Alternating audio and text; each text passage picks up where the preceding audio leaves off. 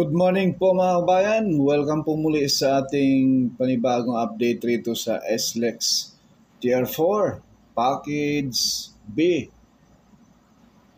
San Pablo Interchange mga kabayan. Bago po ang lahat, God is good all the time, God is good. Masisilayan po natin rito mga kabayan yung mismong trumpet design nitong San Pablo Interchange Package B mga kabayan. May tulay na. Yung mga girder na i-akit na po dyan mga kabayan sa mismong gagawing tulay dito po sa San Pablo Interchange. Dati yung mga girder na yan ay sa baba pa yan, hilira pa yan dyan ngayon mga kabayan ay andyan na sa taas. Napakalaking progress ngayon dito, Posible po ito mga kabayan na ang partial operation nitong Package A, Package B, Package C ay sa darating na 2026, Posibleng hindi mahabol itong 2025. Gawa po ng yung Package B ay may mga tulay pang gagawin. Mayroon pa doon sa Barangay Palma, 2 tulay. Ganito din sa Barangay Palma. Isa yung ito yung Barangay Road mga bayan. Yan po yung baba dyan, may mga sasakyan na dumadaan. Yan po yung Barangay San Miguel Road. Yung dulong kalsada na yan, andun sa unahan po ang intersection ng Alamino San Pablo Bypass Road. Gets po mga bayan. So itong tulay na ginagawa ngayon rin ay yung mga sasakyan sa barangay papasok dyan sa Barangay San Miguel, dito na po sa taas ng tulay dadaan. Dahil yung ilalim nito, yan na po yung alignment ng SLEX Tier 4 going to Lucena, So ayan po mga kabayan, Mataas yung tulay na yan mga bayan. Kung titingnan natin sa ating drone shot ngayon ay medyo siya, mababa. Dahil mataas yung ating lipad.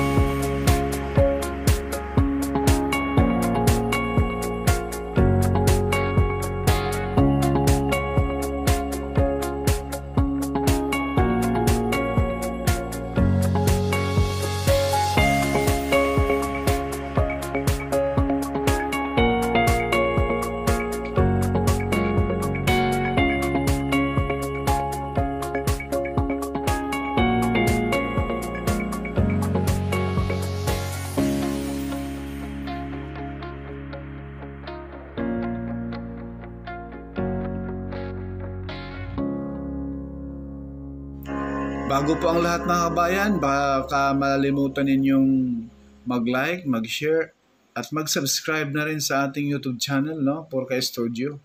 Paki-hit na rin yung notification bell, yung all. At follow na rin tayo mga kabayan sa ating FB page. May mga update po tayo dyan sa mga flood control, lalo na po sa Marikina flood control mga kabayan. At sa ang lugar, PNR, sa PNR NECR South, na kung saan mga bayan, yung portion ng Barangay Mamatid ay tapos na, malatagan ng segmental box girder sa PNR NECR South. So back to the topic na po tayo. Ayan na po yung alignment mga bayan. Ito na yung San Pablo Interchange mga kabayan. Kita nyo yung forma. Yung nakatambak na lupa dyan mga bayan na napakataas na po yung tambak. Ayan po, na unti-unti na pong tinangay ng tubig ulan yung mismong nakatambak na lupa. Pero hindi siya malaking pinsala dahil po sa may mga talahib na tumubo. Mataas po ang tambak rito mga kabayan sa San Pablo Interchange, no? San Pablo City, Laguna. Ayan po yung Mount Banahaw at Mount Dolores yung sa malayo na bundok. Kitang-kita rin mga kabayan. Kaya itong SLEX TR4 nakaka-excite po ito. Talagang mabubusog po ang inyong mga mata rito mga kabayan sa napakagandang tanawin dito sa Quezon Province, Laguna. Ayan. Yan na po yung tulay ng San Pablo Interchange mga kabayan.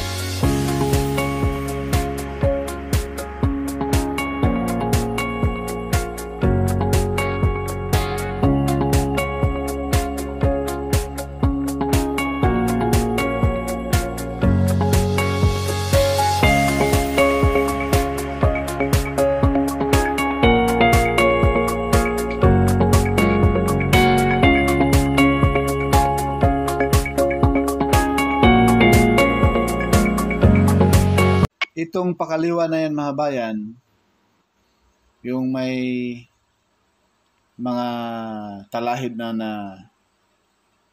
tumubo, yan na po yung papunta doon sa mismong San Pablo City. Yung area na yan, mga kabayan, sa baba natin. Yan na po yun, nakaabang. So, posible mula rito, papunta doon sa mismong SM San Pablo or doon daw sa isang sikat na restaurant sa ating bansa, doon daw tutumbok. Or SM San Pablo, no? Itong portion na ito mga kabayan, mula rito hanggang doon sa SM ay mga 3 kilometro. At may mga lupain dyan na matatamaan mga kabahayan. Dyan ang challenge na talagang matatagalan yung dyan mga bayan. Yung area na yan dahil hindi po basta-basta yan magbigay ng right of way yung mga may-ari ng lupa. Kung hindi nila babayaran ang tamang presyo. So ayan po mga bayan sa malayo yung mismong SM San Pablo City mga bayan.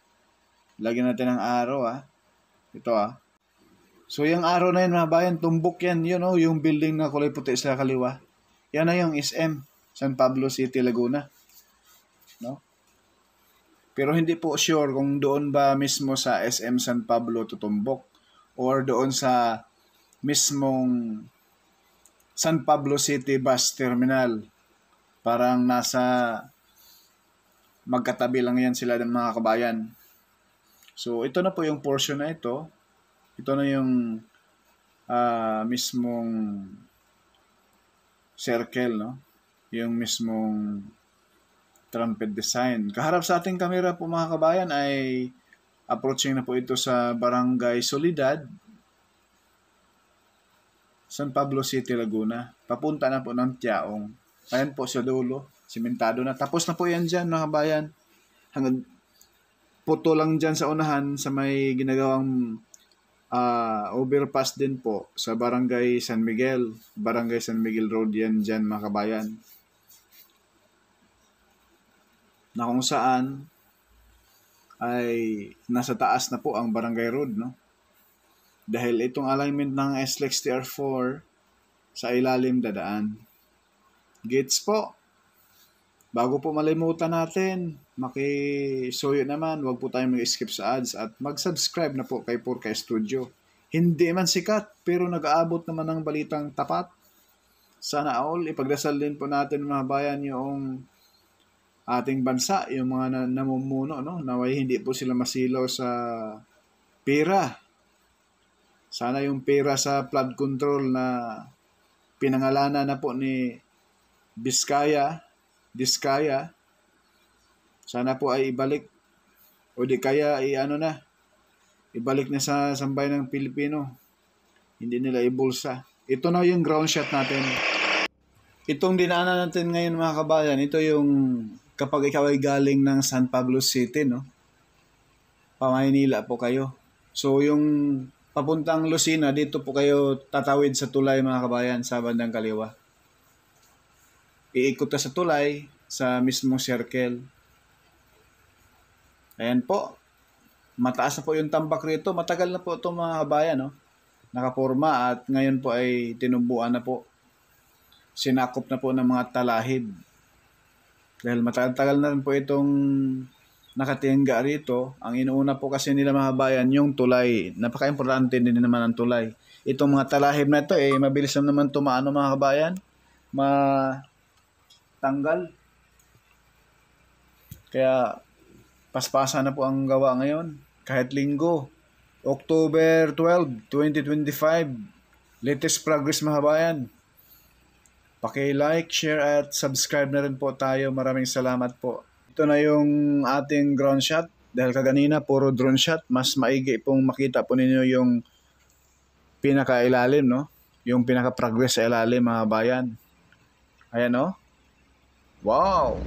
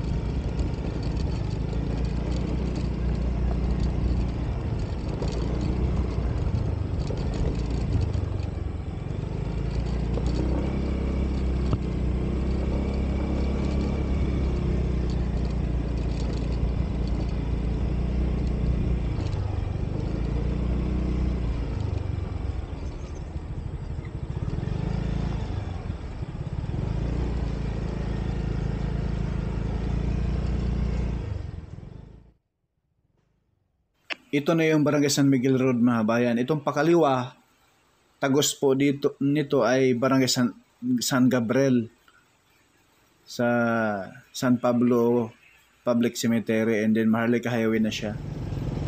Pwede kayo dumaan rito kung hindi pa madaanan niyo ang tulay doon.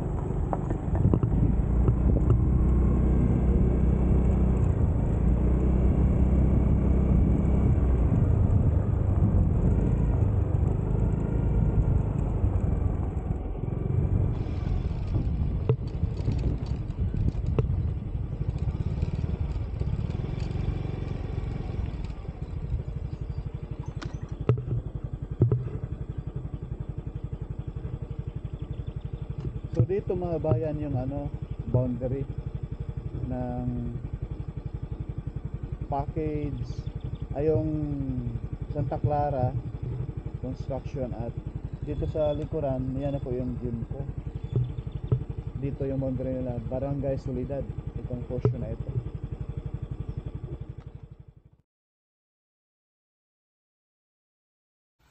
So ayan po mga bayan, at nasisilayan po natin yung ground shot natin. At ngayon drone shot na naman po tayo ulit. Dito po sa San Pablo Interchange, SLEX TR4, Package B. Kahit linggo mga kabayan, puspusan yung gawa. Tuloy-tuloy yung gawa. Maraming manpower ito ngayon dahil sa malapit na rin po lalatagan ng concrete cement ay ang tulay dyan sa mismong San Pablo Interchange.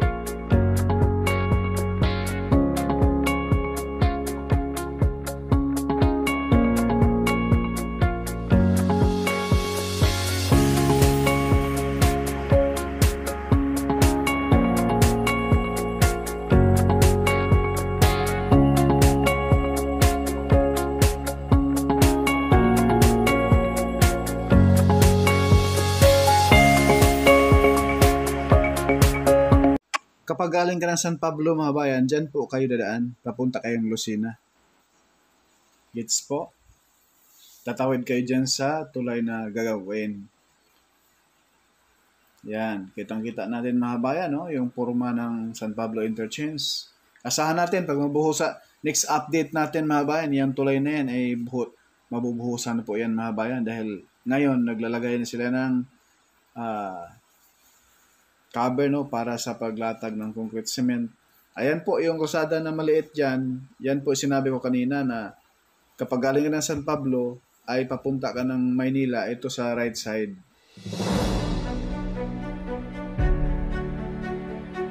Yang may araw mga kabayan, kapag galing ka ng Lucena, pa-exit ka ng San Pablo City. Dito po kayo papasok, no? Mabilis na tambak na lang po yan mga kabayan sa harapan natin. Kasi mataas na po yung mga tambak dyan. Yan nga, medyo na landslide konti. Dahil po sa laging ulan, kaya nagkagayon. Paalala lang po mga kabayan, sana po ay mag-follow at subscribe na po tayo, no? At huwag po pa tayong mag-skip sa ads. Napakalaking tulong na po yan sa aming mga content creator. Maraming salamat. Purkay Studio po, hindi sikat, pero nag-aabot ng balitang tapat. Rito po sa San Pablo Interchange,